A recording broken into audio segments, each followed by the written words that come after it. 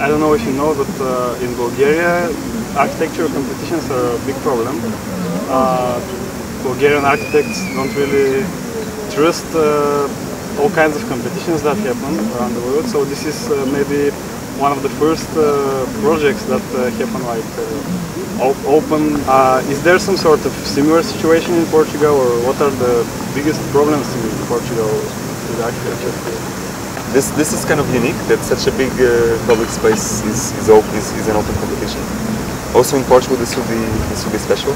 The competitions sometimes go wrong, so it's not only a Bulgarian situation.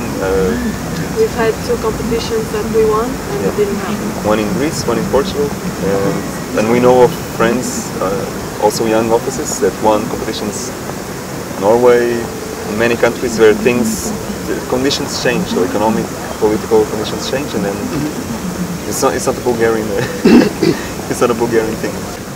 From what you've seen to this day, to this moment, do you believe that it's going to happen? All these things? Yeah, so far we got a very positive feeling about we think they're very determined to do something, and there's a few elements which might help. It's going to be capital of culture. So there's all this time frame for realization, for something to happen. And also there is ambition, there is desire to make this happen from everyone. It's very complex project, so I'm sure along the time that we will be developing there will be changes.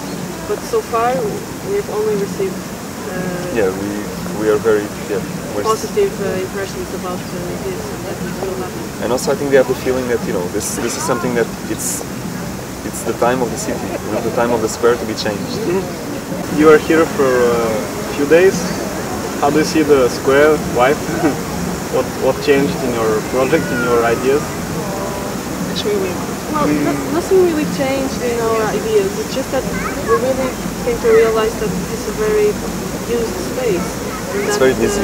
It was difficult to understand from the pictures. And it was also difficult to understand the scale. Now we see it better, and it's people are really using this space and are using the pedestrian streets.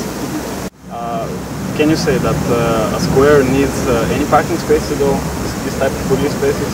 Well, there is always a kind of necessity for a few parking spaces for emergency situations, because the city still depends on the car.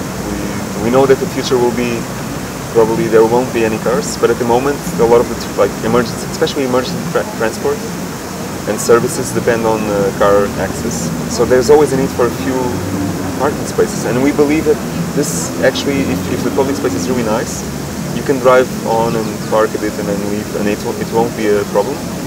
So that's kind of that's one of the challenges. About the idea to separate ground level and archaeological level, do you think there is some danger that the archaeological level might be too separate?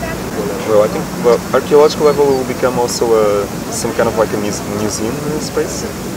We want to make it as public as possible, but I think also the municipality intends to transform this into a kind of a connected attraction. So there might be tickets at some point. Like a square, we think this new surface will allow for a different relation of proximity with the room. A lot of times here you can walk around the room, but there's a lot of barriers, like visual barriers and physical barriers. Yeah.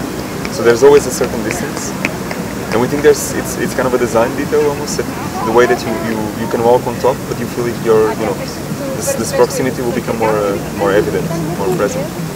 The expert committee said that it might not happen because it's too complicated. What's your opinion about that? Does it change if it doesn't happen? Does it change the project a lot? And we have discussed that already in the municipality, and so far we have only committed to research on this possibility to see if its feasibility in technical and economical. So it's still on the table. We will try to, of course, make it happen. Maybe it will need some changes. We think it will be an important feature for the square, so we'll see how it goes with the development of the project. And if it happens, it's quite spectacular, and we don't know any square where such a thing exists, so we think it will be really unique. But we can, of course the square will work if it's not moving, which is one possibility. It's kind of fixed in a certain position. we still want that it delivers all the qualities, or most of the qualities of the project. Of course, one of the main arguments was that it can actually change. But maybe imagine this could happen when there will be money, or it will be easier. Like technology also changes. So maybe in 20 years they can make it move. Yeah. When we presented the project, when we gave the competition entry, we have strategies about what shading means, and it's two things. One is natural shading from trees. So there will be trees perforating the square, and there will be zones with like shading from trees. But also we want to have like soft elements, some kind of